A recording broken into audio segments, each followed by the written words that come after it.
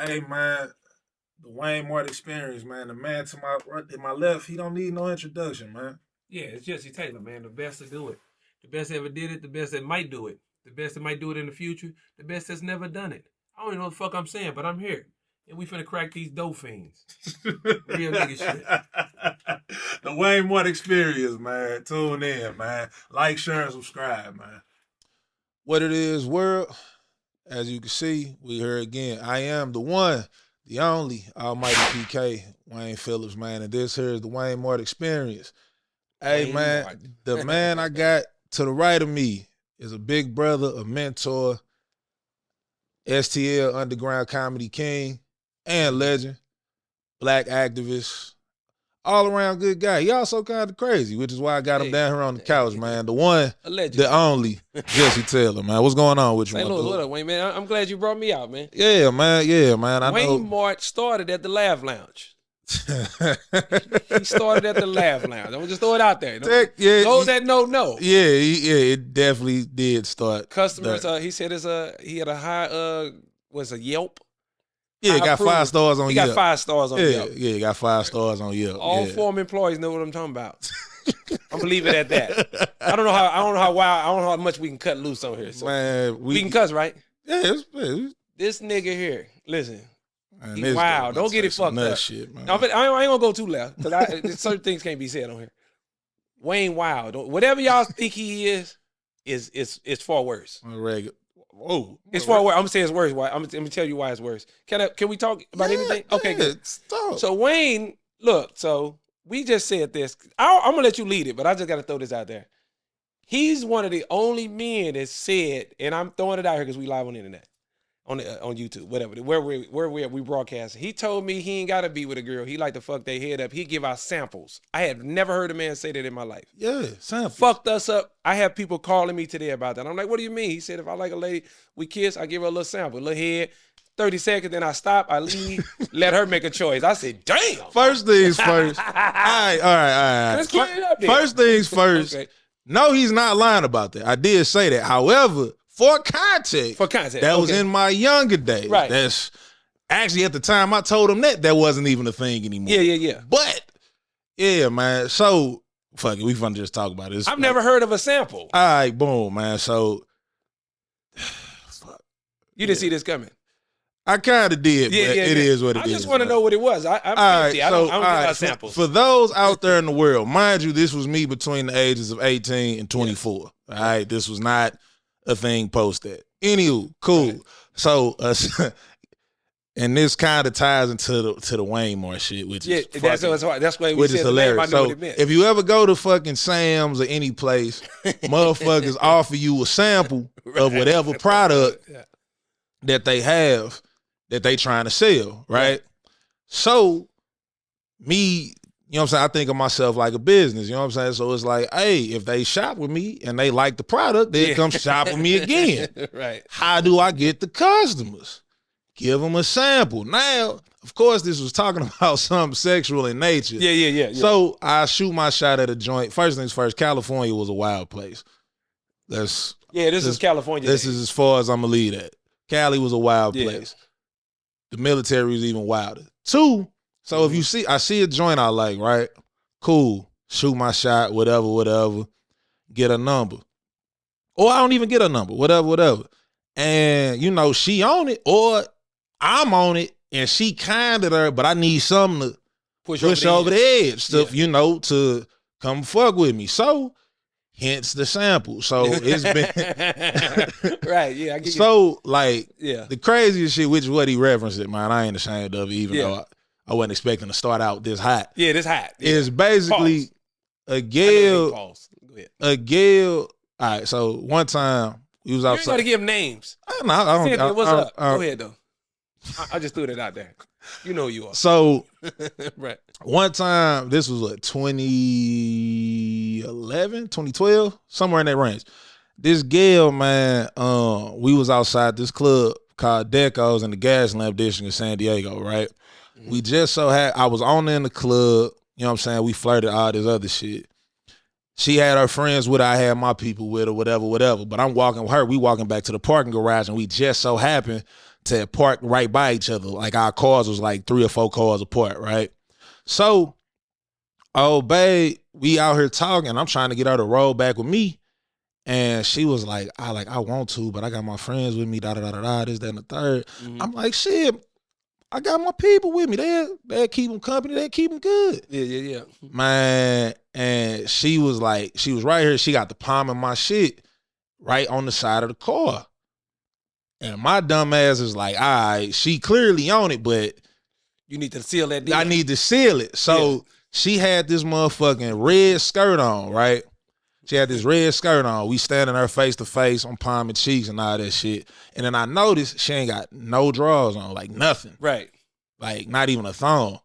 So she reached down, grabbed my shit, and then she's like, nah, I can't really, because it's like, shine shit. So I done scooped her up on the hood of the car. Hence the you know what I'm saying? She got the first sample ever. So this what started your sample spree. This what started him going on a mad sample. It wasn't a mad sample. Okay, you had a sample run. But did the sample work? The sample definitely worked. You know what I'm saying? She dropped her friends off and double back. Actually, she didn't drop her friends off. She gave her keys to her friends. I'm riding with him. And she rolled with me. Yeah. But I saw that shit worked. Now, was that a wild chance? Absolutely. Yeah. However, it fucking worked. Yeah. And it worked every other time I did it. So that was that. Fast forward 10 plus years later, and we are at the Laugh Lounge, man. Yeah. Rest in peace to the Laugh Lounge. I love that place. We're going to get on that in a second. We here talking, and I tell the story, not this specific story, but about giving a girl a sample. Yeah. And these niggas act like everybody went nuts. They've never heard this kind of shit a day. Only time I heard was samples at the mall. That's how I found out about Panda Express. They gave me some free shit. You know, when I was like, and she got some free shit. Yeah, yeah. She got some free shit. That's how I learned what some of these food spots is because they gave out samples. It made sense. I just never heard a man say it. I mean, you know what I'm saying? Y'all I'd be ashamed if I'm in the club and I'm hanging out and be like, hey, baby, don't speak to me. You ate my ass. I'd be like, hey. First things first, we here at the Mart do not provide that service, man. We not eating no cheeks. No cheeks, yeah. I'm cool on that, man. Yeah. I stay where you can see me. Yeah. Anywho, we don't keep it pushing. Everybody not edible. I was just talking about this on stage. I had a show last night. I was telling people we got to bring back tongue kissing. Facts. People it never left with me, but yeah, facts. People smash too quick, and tongue kissing to me makes it the foreplay better. A lot of people don't like tongue kissing. Motherfucker fuck you quick.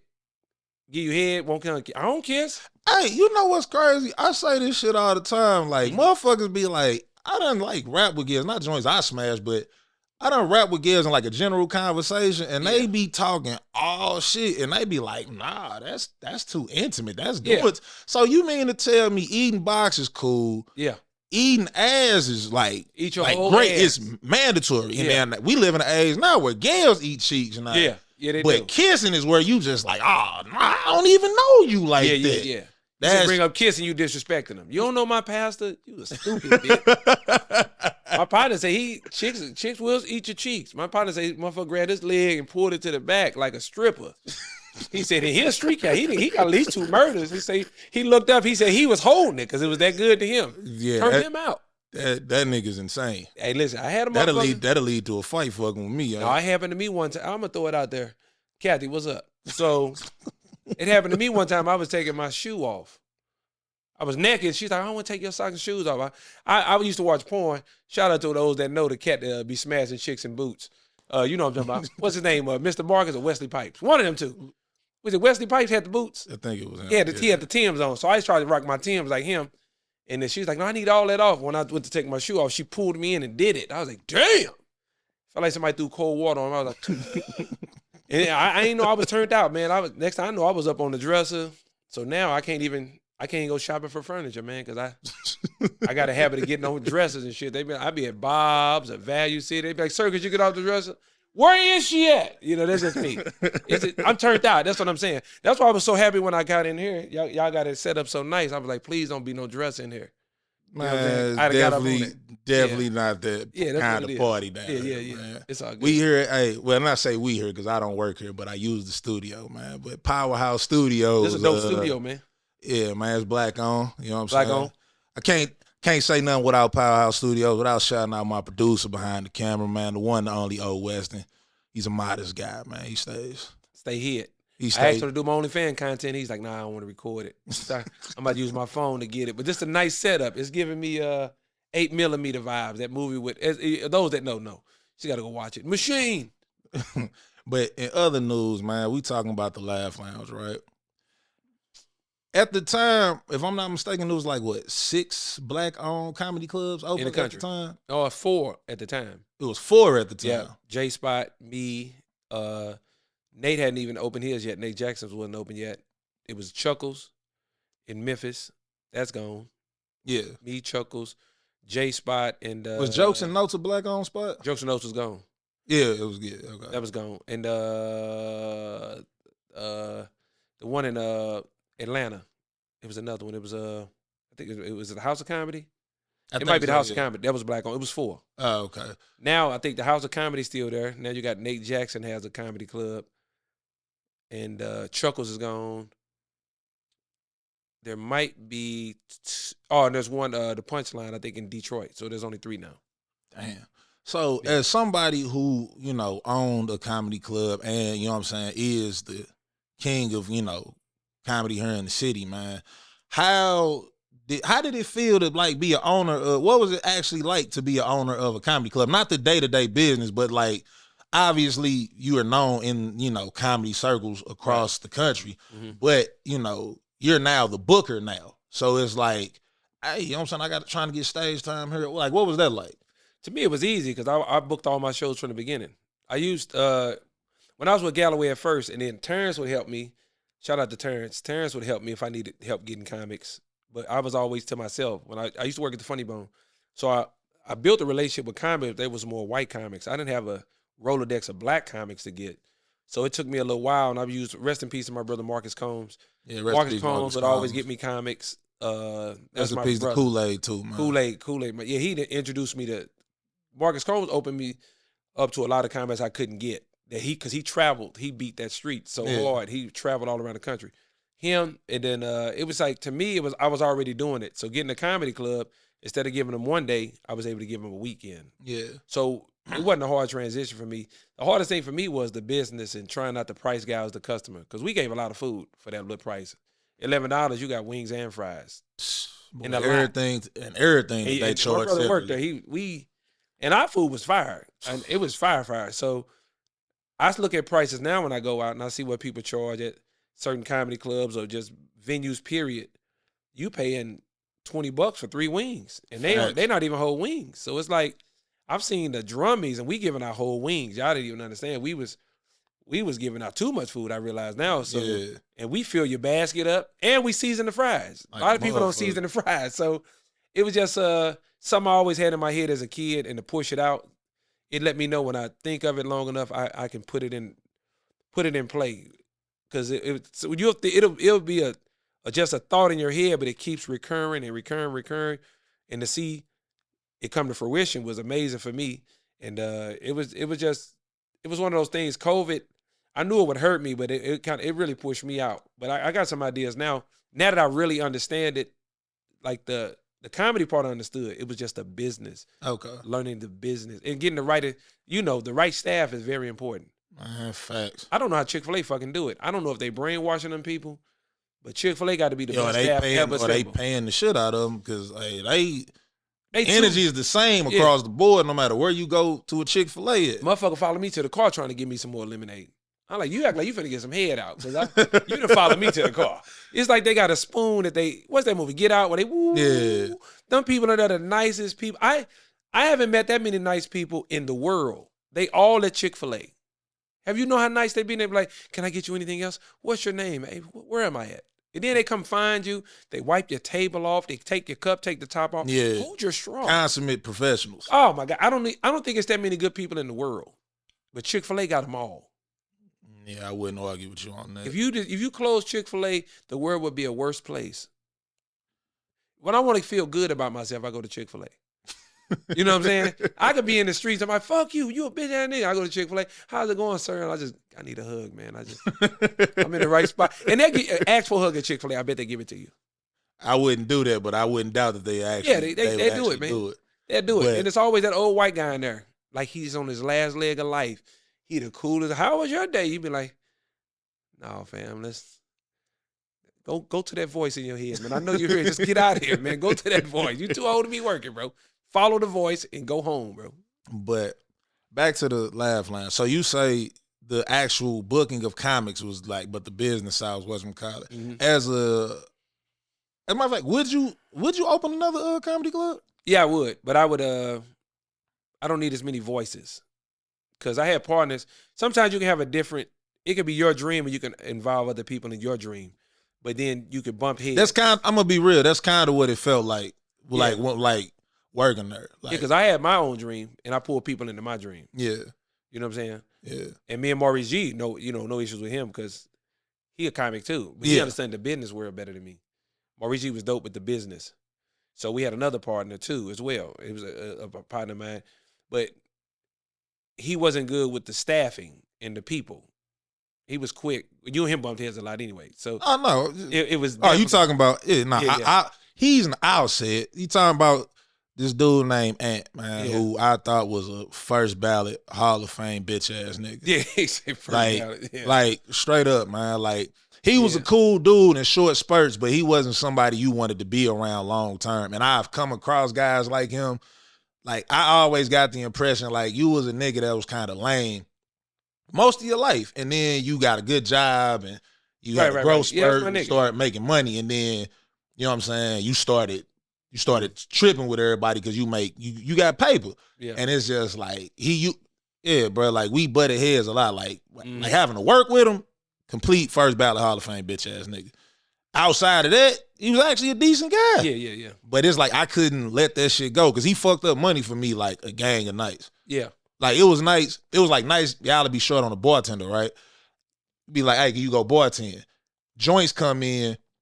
I'm making some solid little tips. I'm doing this shit because you my partner, not Right, that right. nigga. You know what I'm saying? I'm trying to teamwork make the dream work. You know what I'm saying? Right. And that nigga see a nigga getting tips and all this other shit and how Get busy you out the of boy there. getting. And the nigga be like, hey man, I need you to go do this. And now he flirting with all the girls at the fucking bar. And I that's didn't know he all. did that. Man, He's man, cock blocking.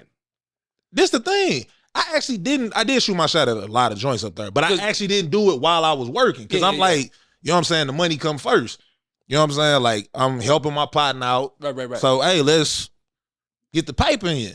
But I be talking to joints like, yeah, they talking and flirting and shit, whatever, but I'm still handling business. man. And he removed that nigga see that shit, be like, yeah, man, they need help in the kitchen, man. They backed up on orders, man. And next thing you know, this nigga up here, taking your strand. fuck yeah, he up here talking. I didn't know that. Yeah, that's funny. Yeah, that shit But pissed that's me why I off, said man. it's the yin and the yang. So I just was real good with customers and people.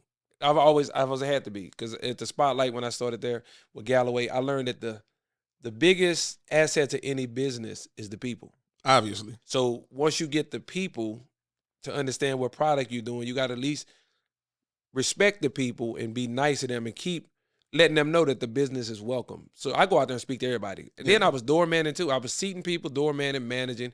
I was getting all the food, cooking, running food, whatever we needed.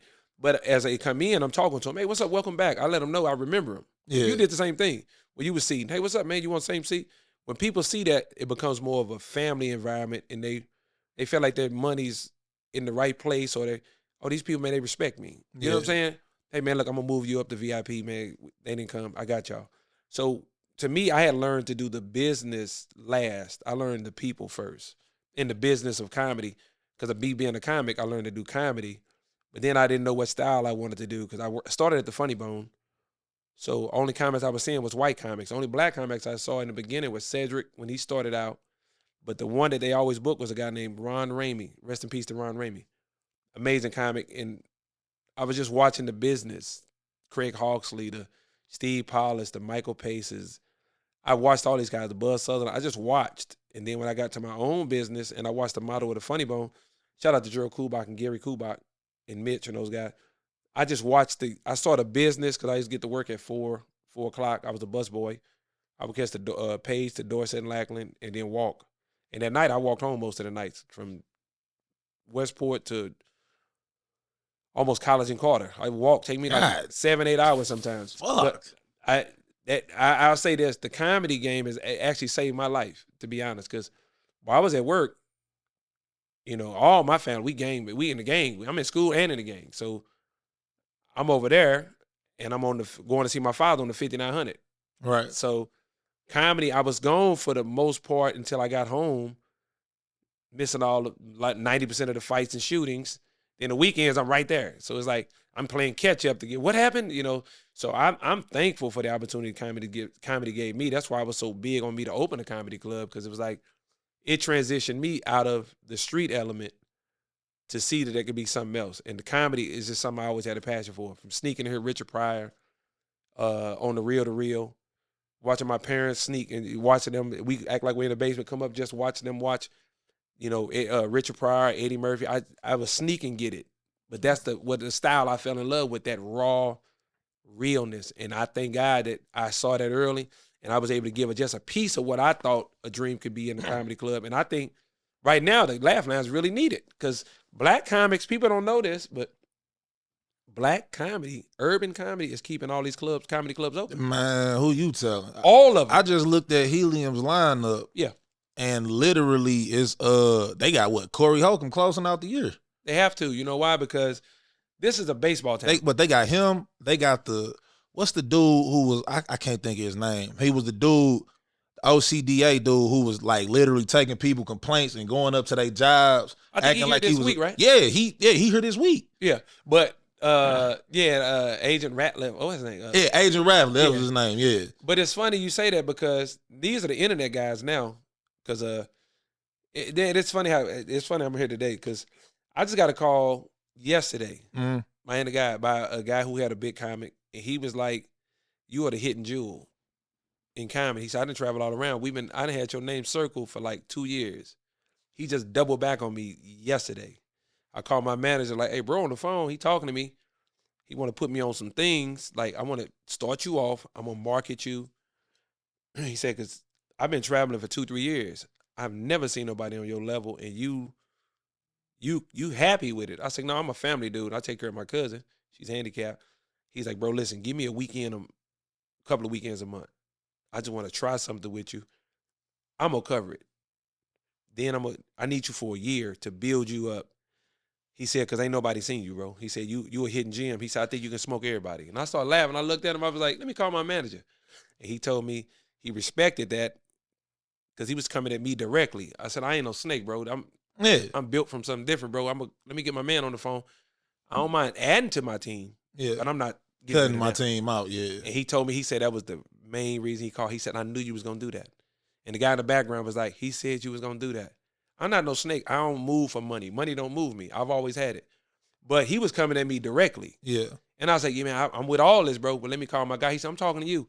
And I told him, "Bro, I can't do it without him." And a lot of guys don't have integrity. A lot of bitch ass niggas in this industry. So I called him, my guy. The guy in the background was like, "He said you was gonna do that, dog. He said you was gonna fucking do that." And he was trying to get me to not call him just to see. I guess he was testing me. Yeah. I like, "Bro, I ain't moving. I don't mind adding to my team, but I'm not cutting him. This is my brother, bro. I'm never gonna snake nobody I love, bro." So somebody say, this the thing though, like you've been doing comedy like quiet as it's kept.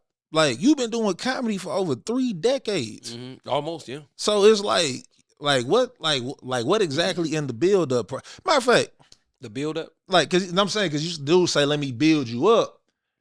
Yeah, and it's just like, what? I mean, obviously, motherfuckers can be have more notoriety than they currently have. But yeah, what exactly could he build up? You done been on Last Comic Stand. Matter of fact, before we roll into that, I'm glad that's a good question. Give a resume to the people that's not aware of who Jessie Taylor is. I was one of the first comics on Last Comic Standing. I would have been, I made it. I was making it into the house. I dropped out of the show because my aunt passed. That was a big thing to me, because she died while we was filming. Yeah. And when I got to Vegas to do my show, I couldn't get it done. It just was too much, because the guy, me, Ralphie May, rest in peace to my brother Ralphie May, and they told me, "Man, your aunt just died." They called on the phone, and they took our phones when we got to Vegas. Jay Moore and all of them had to take our phones. But the production team who stayed in my house that filmed me, they was with me for a week. They got to see how I moved, recording my mom and dad, all the footage and stuff. Yeah. And they knew what I was going through with my aunt. And then she came to me crying because she had my phone. Yeah. I said, what's wrong? She said, your aunt just died. And I'm about to film. I couldn't film. So I've been on BET's Comic View, Def Jam. And I was a finalist in the Bacardi by Night contest. That was me. Leslie Jones, who's on Saturday Night Live, won that.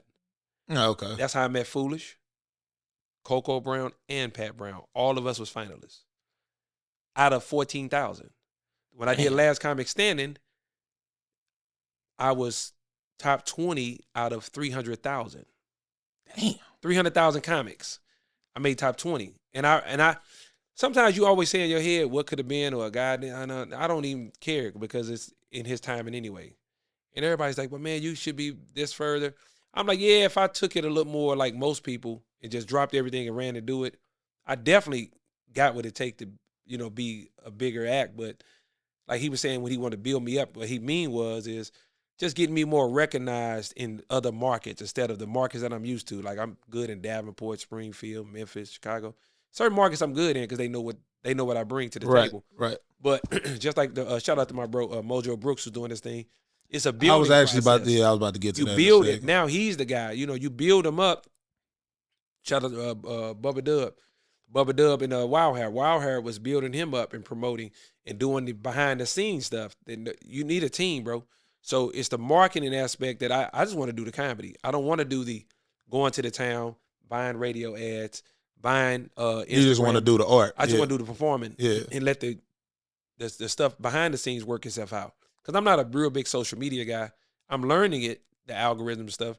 But he's like, let me build you a platform first and build you. Your materials, you're ready. He said, but we got to get you more visible across all platforms like Cincinnati, Detroit. So when I start bringing you back and we want to charge a ticket, hey, we got you, bro. This is Jessie Taylor. This is what we can do. This is what he did this the first time. Here's the second time, the third time. Now I can get on shows like We Done Ones and other tours. Yeah. And just be until I build it up to where they're like, okay, you done enough. Now it's your time. Now Mojo Brooks is getting his time. That's crazy you mentioned him because while I was speaking on the Laugh Lounge, is that a lot of people not aware of this, but you know what I'm saying? You kind of don't appreciate it at the time when it happened. But a lot of people that are big names, some of they first happened in the Laugh Lounge. Yeah. Actually, Mojo Brooks got a video. He ain't say the club or you by name, but he said right before, he had it in his promo before he just was here doing I forget where he was at, but I know he was in a big ass venue. I know that much. He was saying he was like, St. Louis is the first city to ever book me to do comedy. Yeah. When I first started. You know what I'm saying? Me. Yeah, and that was you. Jess Hilarious. Yes.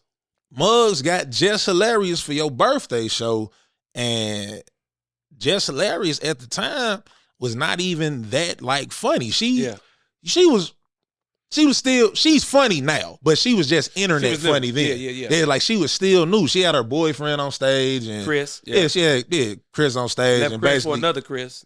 Yeah, that's insane. Yeah. But she had never, she was getting $1,500 a weekend. Yeah. And we was the first ones to pay her. I gave her 90% of the door. And she was like, who are you? Because you pretty popular. I was like, yes, my birthday. I'm going to sell out without you.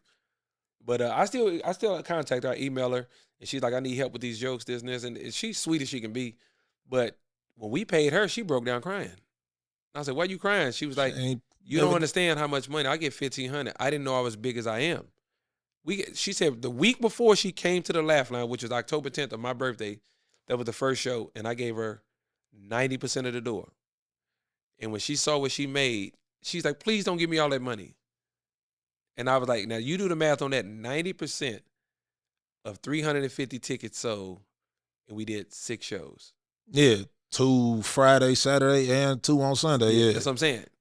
6 shows, all sellouts. And I gave her 10% of that. She went to crying. And I told her to her face, if you stay consistent, do 4 shows a week, from what I paid you, you do 2 Monday and Tuesday, 4 shows, then you go to another market, do 4 shows. I told her, and this is in October, I said by February, if you just stay consistent, because you got the name, you just don't know you had the name. She was with Tamara Goins, I think, at the time. I said, you'll make $1 million before the end of February. And I'll never forget it. I screenshotted it. And I said, this is what you're going to make every week. And I wrote it down. She said, you think so? I said, I guarantee it. end of February, maybe the first week of March, she said, I showed you, it said $1 million baby. I inbox, I said, what I tell you? She was like, you called it. I've been selling out since I left you. 4 shows, 2 in each city, 2 nights, Monday, Tuesday, Friday and Saturday, going back home, and sometimes I do an extra show and get 2 more shows. Yeah, go from making 35 to 40,000 from me, or 40 from me, 40 from somebody else. That's 80 grand a week. Yeah. She was quiet. I said, we're gonna cover your travel. You eat for free. It's part of your per diem. Yeah. You're gonna get flew in. Right. The hotel's on me. I said, you're gonna walk out every city, $40K. So that's 80,000 a week. She just looked at me. I said, now do the math. She texted $1 million baby. I responded to her, and she said, you called it. I said, I'm a club owner. I said, because the Improv had 400 seats. Yeah. She started doing Friday, Saturday, Sunday in the Improvs.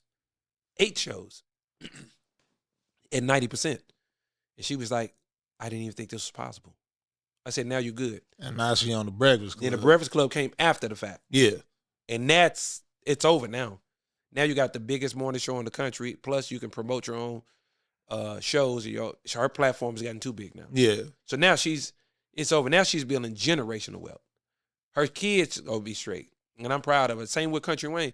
Country Wayne, when I was talking to him, he was explaining him doing them shows. We booked him at the Laugh Lounge. And he was like, man, I'm going to start doing YouTube. Yeah. And we kind of blew him off. Like, oh, okay. He said, I want to do my own TV show, like Young and the Restless. I had no clue he was ahead of the game. And lo and behold, he dropped videos every goddamn day on YouTube like a soap opera. And he do millions of views a week. And all the people on his show, the Mike Knows guys, all of them are millionaires. That's what I said. We got ahead of the curve at the Laugh Lounge. We booked some guys that turned out to be the guys now, but I knew they would be good. And we lost a couple of guys from Tyler to Marcus Combs to Kool-Aid. Yeah. We lost somebody else recently. I can't think. It's a female. Just got to think about it. But we were ahead of the curve, even Jess Hilarious. I need to get Wayne this picture when he touched her leg and she looked down at his hand. I still got the picture. Oh, yeah. So I still put that in there. As a matter of fact, put that in there. I'm putting it here on the camera, but producer, I'm gonna send you this picture that he talking about that I took with Jess Hilarious. He overstepped his line. He tried to give a sample. I did not. No, I didn't try to get no sample. So hold on, let's be honest. Jess went and got a sample. Oh, easily, but that wasn't intentional. Wayne was on her before any of us knew. That was was, like, man, she fine. She my favorite. I'm like, yeah, she cool. He like, y'all don't know. Soon as we saw her, I'm like, man, keep professional. That wasn't intentional. He took a picture and put his hand on that lady ass. Man. No, I did, man. No, I did not, bro. Well, the picture gonna speak for itself. It's on her thigh ass. First things first. Right? We took 2 pictures. Okay. We took 2 pictures. I did kind of scoop her kind of like she was my girl, though. I did do that, but it wasn't on her ass, man. It was like on top of her thigh. She's sitting down on a stool. You know what I'm saying? It was on the top of the thigh, bro. It was on the top. Her hand was on the side. Hey, man, pull it. We'll let y'all judge. Man, but I could pull the picture up right now. It's still on my Instagram. I bet it is. It's still on my Instagram to this day. I bet it's in your top 5. So, and she turned her, and as he's touching it, she's looking. Because they didn't even snap. This is the crazy part. Muggs didn't even. It's wild because the picture looked the way it do on accident. Right. Muggs didn't snap the picture. But she was looking down when it was from McCall. Yeah, and then it's me looking up like, what the fuck taking so long for the damn picture? Right. And it's like straight. So you had a long hold. Definitely did. Guess who was taking the Tell them who was taking the pictures. Actually, who was taking the picture? Her boyfriend was taking the picture. Oh, shit. I'm like, Wayne finna have to whoop me. We finna have to beat Chris to death up in there. Chris didn't have a chance. Her boyfriend was taking the pictures. All the pictures. Damn. And all of us, he couldn't have did nothing. Nah, so peep this shit, right? Beat to death. Actually, definitely, he would have got his And we all had burners. But this the part, I need to go into that. Yeah, that's But the funny thing is, this also the other shit, right? What made me want to take that kind of picture, right? Because Larry Green, salute to my nigga Larry Green. Larry Green, my brother. He performed, he opened for her. And he took his picture with it, and it was a whole. He held her, yeah. Yeah, like he held her. He didn't feel on her. But he did make it. He held her look a little, Yeah, but he did the 2-hand hold. Yeah, he did a 2-hand hold. So I'm like, whatever. She being cool. So I'm like, bet. Get my picture, I get the picture. And man, that shit was. He had his hand on her skin though. You had skin. It wasn't on no damn skin. It was skin, bro. When you get the picture, we keep it and going. My hand, make sure we gonna and put she was looking down at my hand because my hands was cold. Because she said that. Oh, is that what she said? Yeah, she was like, your hands are cold. he disrespected her man. We'd have beat dude to death, but you know, we wouldn't even be doing this interview right now if he'd got out of line. Motherfuckers, we'd probably be working on our 7-year bid. We'd have been at least 7 years in. Hold on, man. So, you gotta find it now. No, I got it right here. It's literally on my Instagram. Can you walk it up to the camera? Yeah, hold on. So y'all can see the picture. Are you gonna walk? Can you see that? Yeah, all right. So boom. So this is my picture, right? This is my picture with Jess Hilarious. And we're gonna add it in here somehow. And that's the second one, all right? Like, that's not how this picture was supposed to look. Yeah. Was taking all day, but now that I think about it, because her boyfriend was taking Her boy was taking a picture, yeah. Wayne had his hand on her skin for about at least a minute and a half. But regardless of the fact, man. Waynemart, this one this one it launched.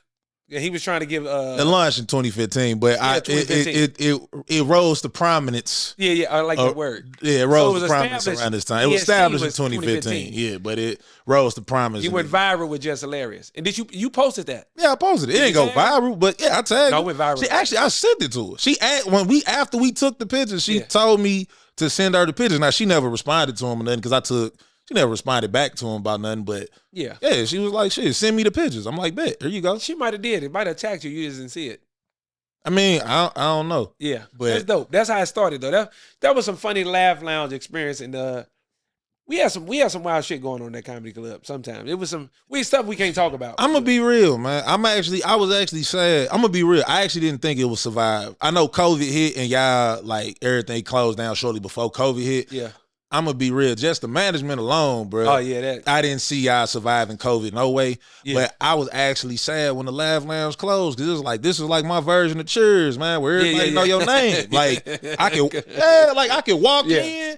Yeah, what's going on? It's like everybody chilling, everybody kicking it, man. We had to have a new management structure, new ownership, but it could have survived with different heads. That's what you were saying. So now I'm thinking, we got something else cooking right now, and I almost opened another one like 3 months ago. It was just the parking. Everything was in place. The venue, everything's there. And I was adding on to something, but the parking is just too bad. And I didn't want to fight. When you have multiple shows, you got to have, Laugh Lounge is perfect for parking. Yeah. You got a whole damn lot. But you don't want to fight when other people have to leave for the other people to pull in. That just doesn't make sense. You're doing an 8 o'clock and a 10 o'clock. I have to do a 6 and 10. Yeah, I would need hours to separate because people like to linger. At the Laugh Lounge, we've sometimes leave that motherfucker at 3 in the morning, 4, 5. Shit, son that came a couple times. Yeah, because people like to linger around. Yeah, and that's it was more of a family environment. That's one thing I miss about it because you family, you can call me for anything, whether it's rhyme or crime. So everybody there, I still have contact with, except one person. I still have contact with them, or they'll reach out, or I see them in gyms, or they reach out to me on social media, or if they need tickets or something. Because I'm still I'm even on the radio now. Every Friday, I got Funny Fridays with my brother DJ 100.3 The Beat, right? Every week. Yep, 100.3 The Beat. It's the number one hip-hop station in St. Louis. So, question, did comedy hit first for you or did the radio? Because you also been doing the radio for a long-ass time, too. Right. So, how exactly did you break into that? Well, comedy started, Cedric Entertainer is the first person to ever bring me on stage. I was at the Funny Bone. I was working there. My brother Sidney was working there. He brought our whole family in. My mom, my brother Charlie, rest in peace to him. Doc, rest in peace, Charlie. Doug. He brought all of us in. And just being around it, we would sneak and do it. And I was like, man, one day I want to do comedy. So Cedric, they would come in the back, and I was the busboy, and I'm talking to them as they walking through, and him and the guy named Percy Cruz the second or the third, I think Percy Cruz the second, they would talk shit to us, and I talk shit back. Just funny. I ain't even cursed back then. I was like a little nerdy kid. And one day Cedric's like, man, you should go up. I was like, I don't know, man. He's like, I'll give you $20. They was like, I'll give you $20 to go up. Everybody, Al Canal, shout out to my homie Al Canal. Al Canal was like a legend in St. Louis. Everybody had the I know Al Canal bumper sticker. And he's like, man, we give you $20. Back then, $20 was like 40,000 to me. Because there wasn't no, wasn't nobody giving the big face 20s, before them. I'm talking about the original 20. $20 was gonna get me back and forth to work. So he was like, all right. And Cedric's like, took a cigarette out. He's like, everybody get your cigarettes out. We got a comedy version. I didn't have a clue what I was going to say. But I had an idea, but no real format. I got on stage, just ran through it. And I got on stage, everybody pulled cigarettes out, and I never forget it. And I was 17, I think, at the time. And Cedric was like, he ended up making it after that. He ended up doing Comedy View. He did the the Luther Vandross and all of this stuff, and his sales just took off. Yeah. And I just kept doing it. So I went from working as a busboy in the Close to the Bone Cafe, and then when they closed that, they just kept me in the. They didn't want to get rid of me, so they kept me trained me to be a door guy. Yeah. I was so small, door guys had to throw people out and shit. I was small. I could fight, but I was just too little. Right. So sometimes somebody didn't show up, like an open micer, or the first act or the feature act didn't show up. They would throw me on stage. I would just switch shirts and jump on stage. And people like, ain't that the fucking guy that gave us these shitty suits? So comedy was tough for me. So I learned to do it that way, and then it just became repetition. And senior year, I did it at my high school. I did comedy at the high school in front of all the students and murdered. I did somebody else's joke though. I'm being honest. I was new, but I did Lavelle Crawford. Shout out to my brother Lavelle Crawford. I did this bowling ball joke about the white pins with the red necks. That's why I like bowling, because it's the red necks. I think I might have heard that was one only joke I could think of. I did my own little jokes. They wasn't hitting good, so I had to go to Lavelle's. So so I went to Lavelle's, and when I went to Lavelle's, it killed, and I was like, damn. And I told him I did it. He's like, man, that's really a stock joke. But I felt bad about it. Then I was like, okay, this is what it feel like when somebody steal a joke. So Lavelle Crawford ended up taking off. He had at the time he had this thing. I don't know if you know about it. It's called Sanford's. No. Sanford's was a legendary spot for black comedy. Lavelle Crawford was the host. I went up there and tried to do that funny bone material. It wasn't hitting like that. It wasn't hitting. I'm doing that corporate with jokes. Damn, hey guys, they was like this. They was like, they ain't boo me.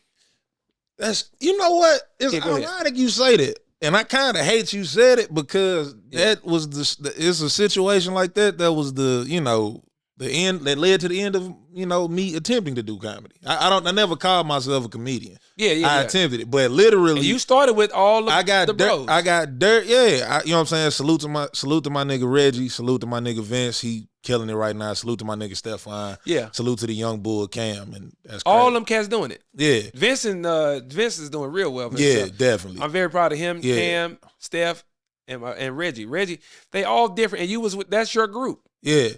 So, but it's funny you said that. That's his group. That's his comedy. It's funny you say that, right? Because you say, like, you tried the funny bone shit in this hardcore place. Yeah. Because literally, that's what the fuck happened to me. My dumb ass. Hold on, your first night was at my thing, No, that wasn't the first night. I thought No. So Ambassador wasn't your first one. No. Oh, that was my first time in front of niggas. Pretty much. Yeah. So motherfucking my homegirl Morgan Casey, she was doing this thing called the Rise Open Mic. As you know, in the city, mothers go poetry shows, whatever, to try to get stage time, right? Okay. They was also every Tuesday going to the open mic at the Funny Bone. Helium wasn't open yet. So I used to go up there with them as the cameraman. You know what I'm saying? I'm shooting their footage, and Morgan was doing poetry?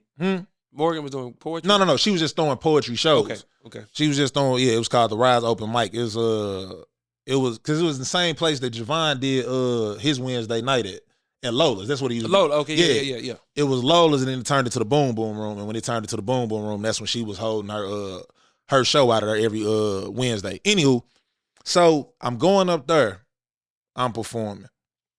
And I can't say I ever killed, but I got a decent amount of laughs that it's like, I tweak this, work on that, whatever, it's cool. But my first time ever doing comedy was going to the Funny Bone. I used to ride with Reggie up there. You know what I'm saying? We'd meet Stefan, Vince, Cam eventually came into the group, whatever. And honestly, I'm the outcast. All them niggas really did want to do comedy. I'm just Reggie partner. You know what I'm saying? That's whatever. Tagging along, just tagging along. So I'm here with the camera, and I record they shit, whatever. And we on our way up there one Tuesday, and the nigga Reggie was like, hey, he was like, man, shit, you should try to get up.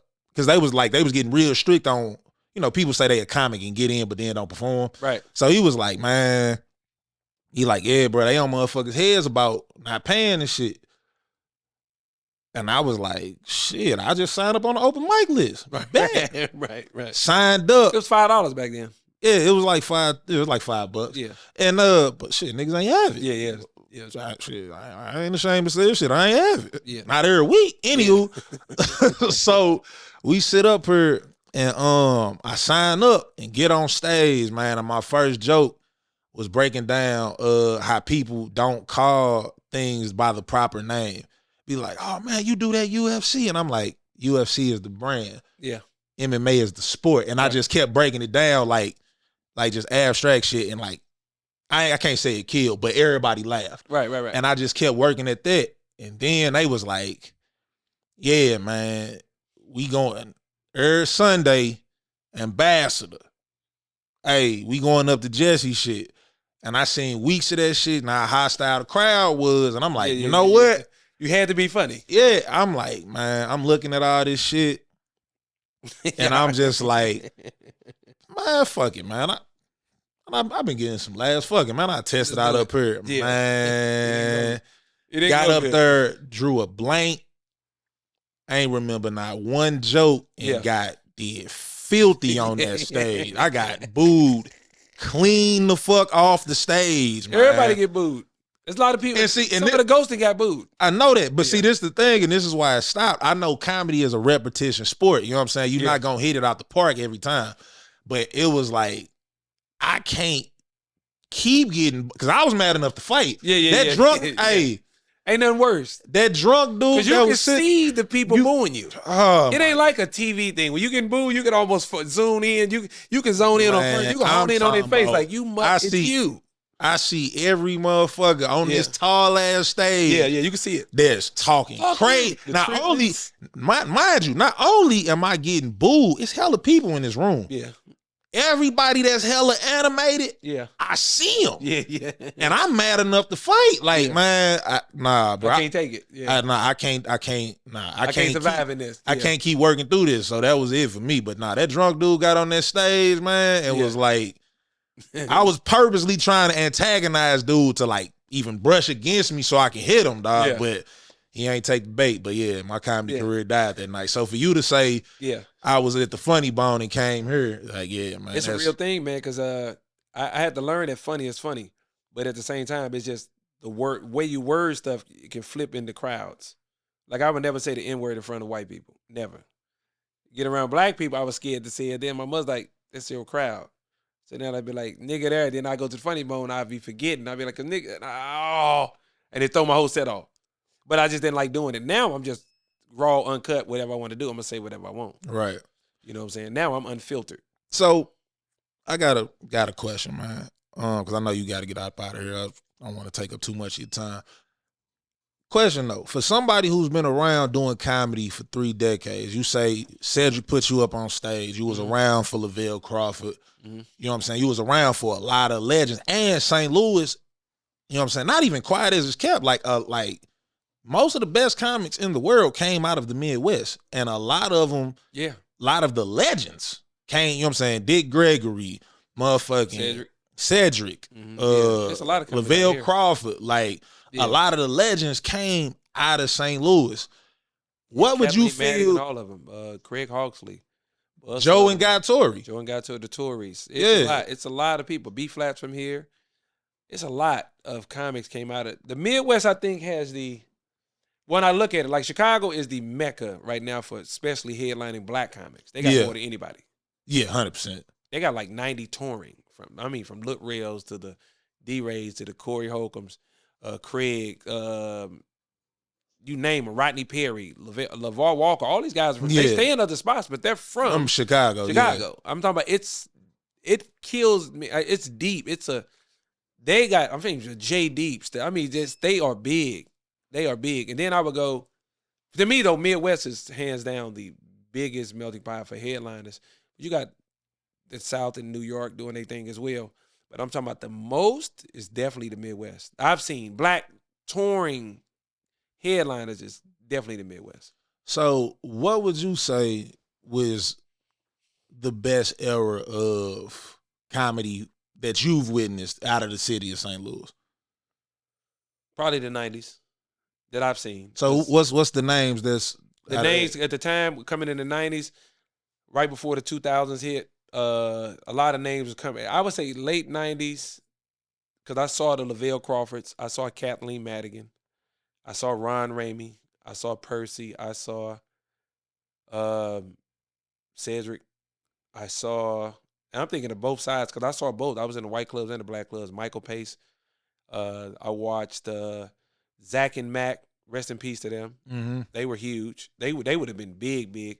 Then I watched the rise of I've seen Darius Bradford's. I watched. Damn, we done went this far and they mentioned salute to Darius Bradford, yeah. man. So I saw Darius Bradford. I saw Rodney Dangerfield. Rest in peace. He's deceased as well. I watched the rise, the start of Javon Bibbs, Arvin Mitchell. I've seen them all coming. Like Slims. Lil Rock was doing it before me. He was already established. Yeah. Shout out to that nigga Lil was Rock. in music videos and shit. Yeah. So I watched it all just doing this. I watched it. Now you got guys that was my golden era because when they used to have these award shows like the Traffic Awards when it was real comics. Yeah. Like real comics, you had to be funny.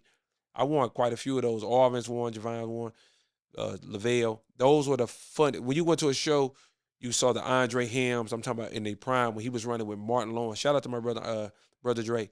I'm talking about Master Jules, the Eric Rivers. It was a Willie Rances. It was so many comics that could smash that stage, and you had to go up behind death row. That's where I came up in. Now you go to a comedy show. Now it might be 10 comics on the show, only 2 gonna be funny. You know what I'm saying? If that. Because they just put me on the show, and they was like, Jesse here. I was like, y'all just want to get down. He's like, we got to put you up early. I'm like, bet. The whole back was like, no, not him. Don't let him go second. I end up just popping up, end up going last. 15 comics, and I'm just doing open mic. Nobody wanted to go. I didn't care who was funny when I was coming up because I made a hit list when I started doing comedy. All the people I thought were better than me, I wrote their name down. And I just, who I thought was the weakest to the strongest. I'd never forget this until I was able to stand on stage next to them. I had Darius and all their name wrote down. And Darius like laughed because I always thought he was like a great showman. He knew how to control the room. Yeah, he definitely. And I was just his crowd work is impeccable. I was marking these names off. I could beat him. I would just focus on him. Anywhere he went, this time I would go where he at I could beat him. Focus on him. And I just had like 8 names on my list, and I was just taking them down notch by notch. Till I was like, Darius, like the last one we did a show at the Spotlight. I'm like, I'm on your ass tonight. And he laughed it off. I'm like, I'm dead ass serious. I had been grooming myself, like preparing different rooms, Sanford. And when he got on stage, he hosted. I went after him and did 30 of that. Then told him, hey, you come up and do more. I'm going to go again. Galloway's looking like, what? I want to go twice. I'd already did 30. Damn. Darius came up, did some time. Galloway said, bring him back out. Brought me back out, did another 30. Hand the guy. And Darius like, gave me 5 and saluted. I was like, all right. And that I knew then. I was like, and I got more time. But they didn't know. So I went from doing that, and then I had my Sunday night, which is still the largest night in St. Louis. In the Midwest history, I drew 1,000 people every week at the Starlight Room. Legendary. I brought Corey Holcombs, Kool-Aids, the D-Rays. If you Google B. Cole talks about the gun being pulled, that was with us. It's animated now. That was with us. Guy stole his joke and had the nerve to say something crazy. He was with a guy, and Kenny Howe was there. My cousin Mike Joy was there. Maurice G was there. It got ugly. And Dion Cole, I said B. Cole. Dion Cole, I apologize. Dion Cole took off running. We had to call his phone. Like, he said, man, they got a gun. I'm like, yeah, that's us. Come back. You know what I'm saying? He'll tell you, shout out to my brother Dion, because he told me he told it on Big Boy. Yeah. But it's a whole skit now. It's a cartoon animated skit. That was at Galloway spot. It was called the Starlight Room. We used to leave the Starlight Room, and then we started St. Louis Nights. We do 1,000 there and 1,000 next door. Damn. Every Sunday for 7 straight years. Nobody in the city could touch it. And we let everybody in free before 9. We'd have maybe 400 people in there before 9. We do another 500 after 9. So whoever got in with that ticket could get in next door. And they didn't close at 3:30. I got footage of that, man. I'm talking about legendary night. And every comic from Foolish to B Flat, everybody did this room. That was to me, the most legendary night. And I didn't think people appreciated it. And now it's gone. It's hard to explain to somebody unless they watch film. Like when I did Def Comedy Jam, you had the Bernie Macs, the Steve Harveys, the D.L. Hughley's. You had all these guys in a row. Chris Tucker was on there. Damn. And everybody just kind of ignored it. And then all of a sudden they was like, oh, they're huge now. But Def Comedy Jam and BT's Comedy View, comics that did those shows toured today off what Russell Simmons did for them and Ice Cube and BET. and they still to this day can work. The D.L. Hughes, they launched their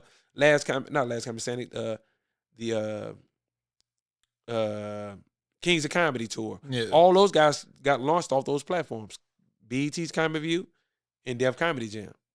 Bernie Mac, I ain't scared of you motherfuckers. That was off Def Jam. Yeah. Those were legendary comedians. The Tony Roberts, all these guys that people remember these comics from off Def Comedy Jam and BET because we all had to go in the house. Now TV's streaming now. Now you can make it just sitting in your room doing skits and sayings and stuff. So I just got to catch on to that wave of it. But material-wise, I was groomed different. I had to do the work with the comedy. I didn't know about social media. Now I'm late. I'm a late bloomer. But once I figure it out, because my ideas are everywhere, I just want to win on stage. You come see me, I promise you'll come back. Indeed. Last two things before we get up out of here, man. As, you know what I'm saying, I call you the STL King of Comedy. For sure. Because what I've seen you do, I've seen nobody. Like, there's not too many people here. There's plenty of people try to book their own shows. I've never seen anybody have more people at their shows than you and do it consistently every week. The same way. You know what I'm saying? And it, like, from the ambassador to owning your own club to the shit you did. What was that? That wasn't St. Charles. Alton, Illinois. Oh, I did that in 2 days. Yeah. Sold it out. Alton, all kinds of shit. Yeah, I've been to IP. Yeah, you was the last person to have the IP. Doing 700-800 people a week. Yeah, you had the IP before that mug got towed down. You know what I'm saying? After then we had a night close. The police shut us down at St. Louis Nights, and I stood on the lot, sent everybody over to the monastery. I like, hey, we having a show at the monastery tonight. Go over there right now. They didn't think I could do it. We sold that out just for me standing on the lot. I told them I'd meet them over there. I just stood there. As cars was pulling up, we over here tonight. I did 700 people at the Mono, but people don't know what it's like to be consistent. Like right now, I have the largest night in St. Louis right now. It's a Tuesday. Yeah, Treasures. Yeah, Treasures. Unmatched. I've taken clubs that had no motion and we give it motion because it's just consistent. People know what product I'm going to put out. And right now, my Tuesday night is the largest one in the city. Hands down, it's comedy karaoke. Shout out to my brother, DJ Cuddy. Shout out to my sister, Big Lex. And it's we sell out. We've been sold out for 5 straight months. Sold out. Grown folks. No bullshit, no fights, no none of that. Grown people looking to have a good time. Great food.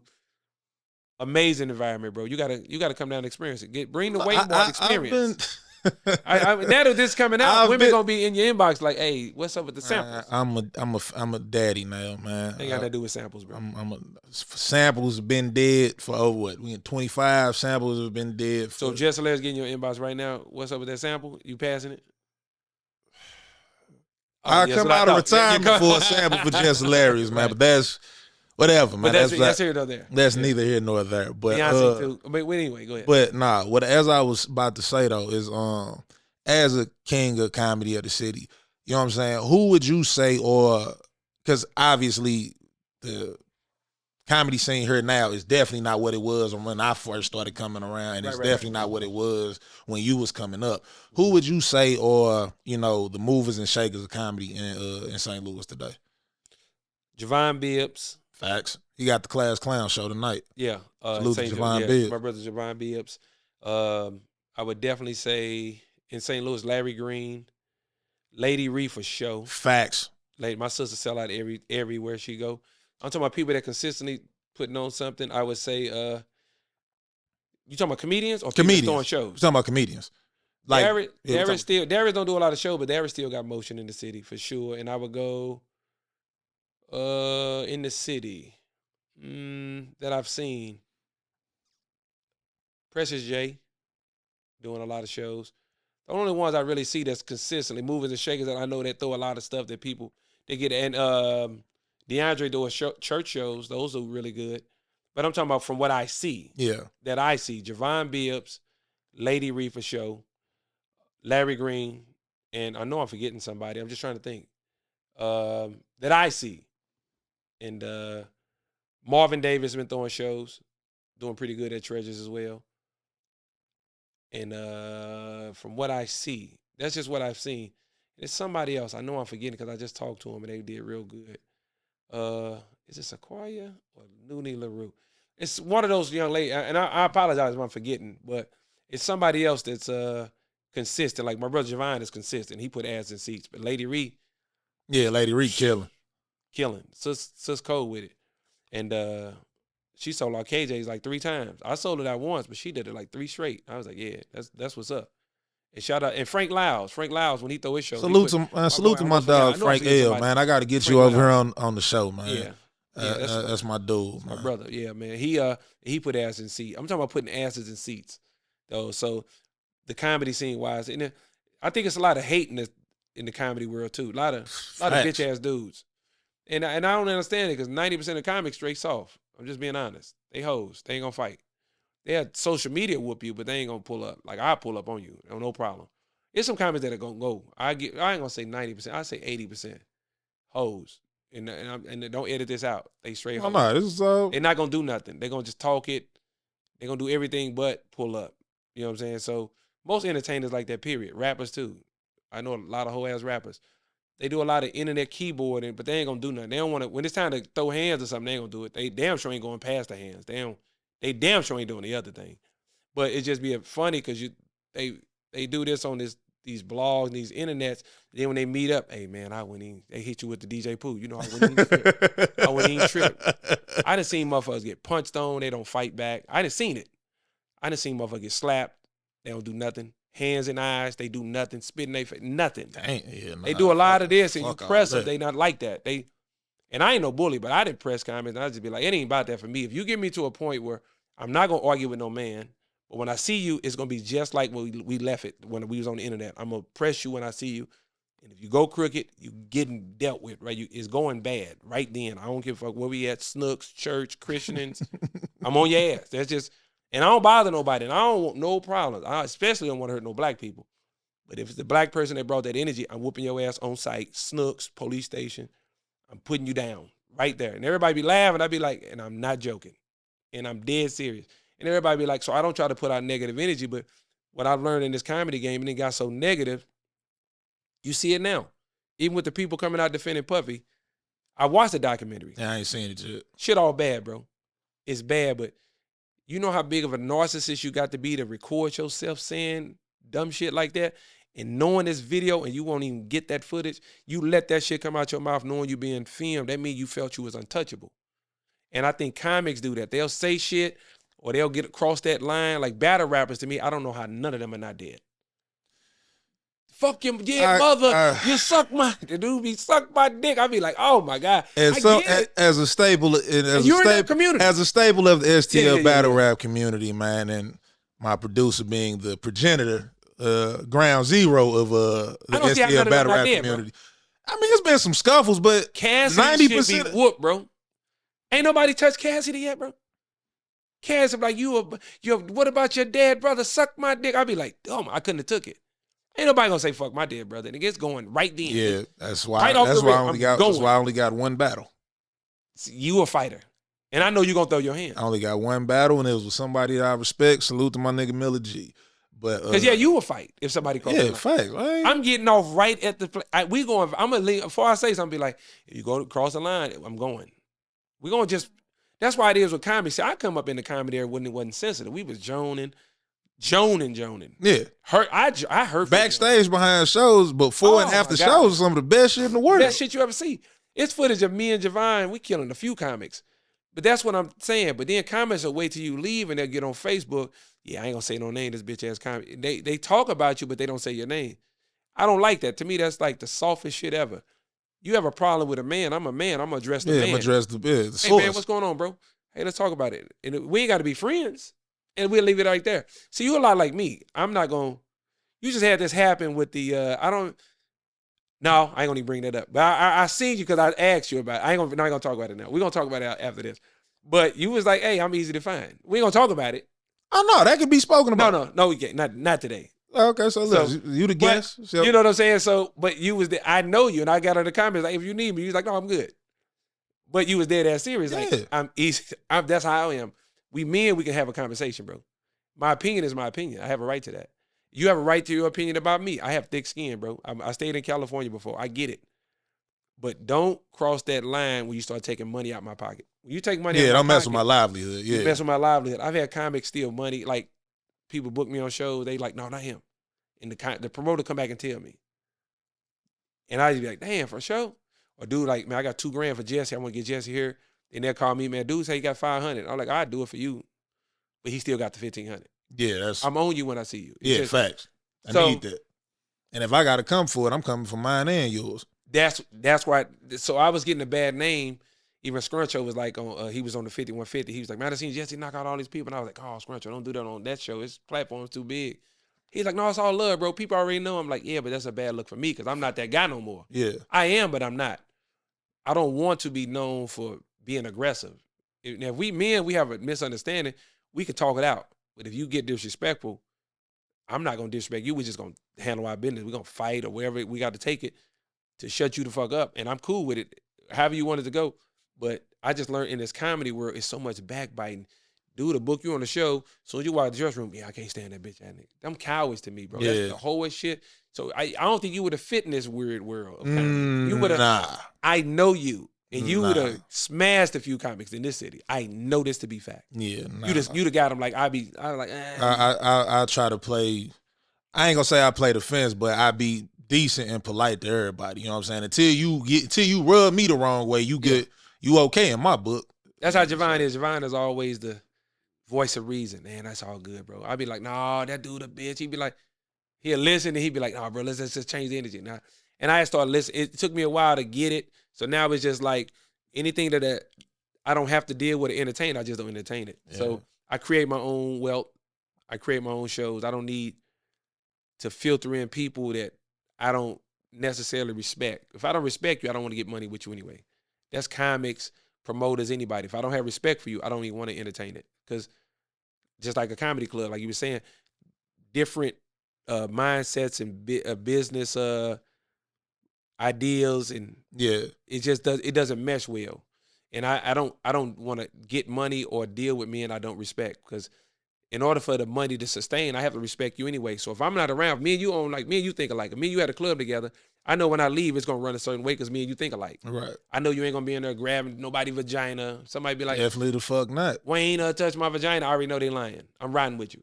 So you got to be able to trust, like a kid. You got to be able to trust your business like your child in the hands of somebody else that respect it. I know if I'd have left you to Laugh Lounge, you weren't gonna let nobody fight, get raped. You gonna run my business like it's yours. We family. So in business, I learned to treat it the same way. I don't mix my business in something that I trust, like my brand, with somebody I don't have a level of respect or even playing field with. I don't even want to mix it. You know what I'm saying? So when you start hinting at taking money out of my pocket, and I find out, I'm gonna have an issue with that. So when somebody call me, you can call me directly, call my management team. Don't go through another comic to get me, because comics skim off the top. Yeah, I've heard this middleman and my God. that. Yeah. I can tell you some We'll horror be here stories another about hour comics. talking about Easy. this This shit, comics from this city, they take your money off top, and it's just a lot of janky promoters, and a lot of comics are janky promoters.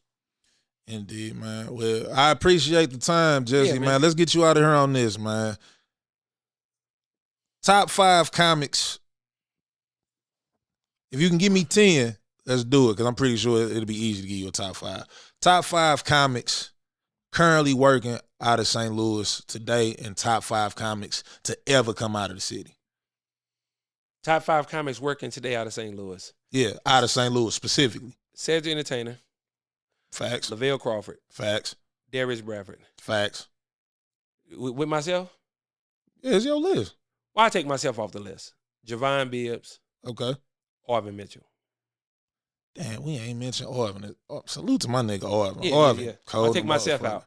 All time coming out of St. Louis, Dick Gregory, Lavelle Crawford, Red Fox, Cedric the Entertainer, Ron Ramey. Rest in peace, Ron Ramey. I know I do 10. You said 10, right? Yeah. You gave him Craig 10? Hawksley. No, Craig Hawksley. Okay. Kathleen Madigan. Buzz Sutherland. Somebody I'm thinking. Rodney Dangerfield. Rest in peace to Rodney Dangerfield. And I'm going to go female. I did Kathleen Madigan. B flat. B flat. Now, if you say me my Mount Rushmore of all-time comics, that's a different list. If you can give it, go ahead. I got it. And then people get mad at my list, but I don't give a fuck. It's mine. Yeah. Richard Pryor. Okay. Eddie Murphy. Facts. Rodney Dangerfield. Come on now. No, I can think of, I mean, I'm just Rodney Dangerfield is funny, but Google him. no, he's hilarious. But I'm saying Google for him. myself, he wouldn't make mine because it's some cats that's different eras, man. Yeah. Okay. Eddie Murphy, Rodney Dangerfield, Richard Pryor, Dave Chappelle. Yeah, he makes mine. Dave Chappelle. Yeah. I said Eddie Murphy, right? Yeah. I said Eddie Murphy, Richard Pryor, Dave Chappelle. Yeah, Rodney Dangerfield. Rodney Dangerfield, George Carlin. Then I'm doing my top 10. Yeah. Red Fox. Okay. Animal. Animal. Then I would have to throw in. Now I'm gonna throw in names y'all probably don't even know. Okay. It's my top. It's my top 5. You got to put Corey Holcomb in it. Okay. Foolish, one of the best I've ever seen. Foolish is hilarious. Is fucking Kool-Aid. Rest in peace. Salute. Amen. Hey, Hey, rest in peace, my nigga Kool-Aid. Marcus man. Combs, got to put him in that list. And then I would do Shiny D and Sean Jones, like Comics Torn. These are my all time. Like when I watch them, I'll just be like, these them cats. You know what I'm saying? Like, amen, dog. Shout out, rest in peace, my brother Kool-Aid. Kool-Aid, boy, if he'd have got his just due. Man. That amen, that pastor joke was one of the best jokes I've ever heard. Man, look. Yeah. I watched him stand up. I watch him stand the building up. Every time he performed that. Yeah, man. And he started off slow and he was battling cancer that whole time. Yeah, But when he was on stage, you never knew he was that sick. Yeah, at all. Yeah, so my all-time list is a little different than most people. That's my top 5, though. Rodney Dangerfield. Eddie Murphy, Richard Pryor. Yep. Rodney and George Carlin. And Dave Chappelle. Dave Chappelle. It's a solid 5, man. Hey, Jesse. Yeah, you're right. Guys. Now you got who you don't like Rodney Dangerfield? No, I like Rodney Dangerfield. Yeah. He just not in my top 5. Like Rodney Dangerfield. Who's your top 5 all time? My top 5 all time comedians is Chris Rock, Dave Chappelle, Kevin Hart. Mm-hmm. We gonna go back. Robin Harris, Patrice O'Neal. Patrice O'Neal, I see. Robin Harris only had one special. This, That's why I didn't put Bernie Mac in it. I'm gonna be real. They only had one round. I'm gonna be real. I have a childhood bias to Robin Harris. Yes, because of Bebe's Kids. Yeah, and that's one of my all-time favorite movies. And Chris Rock I love, but he had a lot of writers. That too, but he was he not my number one. It's actually Dave Chappelle. Dave Chappelle my goat. Yeah, Dave Chappelle. Dave Chappelle my goat. He's up there. I had him at my number 2 until I seen him and Chris Rock. I seen Chris Rock and Kevin Hart both say they was writing their material to get ready to go because they was working some new shit out. I think I saw and they that. say Dave got on stage and they balled they shit up and was like, this ain't good enough and threw it away. I'm like, when the cats, I think, or them guys say you him, he moved to my number 1. The dude you respect the killer be like, hey, don't fuck with dude. You be like, hold on, I thought you was the guy. Yeah, no, I'm a killer, but nah, that nigga. He a sociopath. Yeah, so that's that, man. That's, that's a good list. Hey, but Jesse, man, shit, we gave me a cool hour and a half plus. Hey, that's all love. Hey, Jesse, man. I want to come back. We're gonna cut loose, take the gloves off. Most definitely, man. Hey, Jesse, man, as a, you know what I'm saying, somebody I look to as a big brother, a mentor. In life, man, because you've given me a lot of solid advice, man, and vice versa, man. I truly appreciate you coming and spending time with me, man. Me and my man's behind the camera, man. I can't shout him out enough, man. Trying to grow and do some bigger and better shit, man. Put light on the city and, you know, it's talent here in all aspects. And, you know, just trying to grow the platform, man. Any comic I'm bringing to town, you want to interview him and get him, I bring them right to you. Man, I can help you with the people, especially comics. I bring a lot of big acts. Yeah. Automatically, I funnel them straight through here. Man, they come here before they come to me. Hey, man, I appreciate it truly, man. So, hey, that's our time, man. This here has been the Waynemart Experience, man. Hey, for those of y'all out there, if you want to be a part of the Waynemart Experience, man, like, get you a sample, share, and subscribe. Right. Man, I almost got to look back that way. I am the almighty PK, man, Wayne Phillips, man. The man to my right, the one, the only comedy legend, man. Walnuts Park's finest, man. Jessie Taylor, man. Y'all be cool how y'all be cool, man. We out. Appreciate it.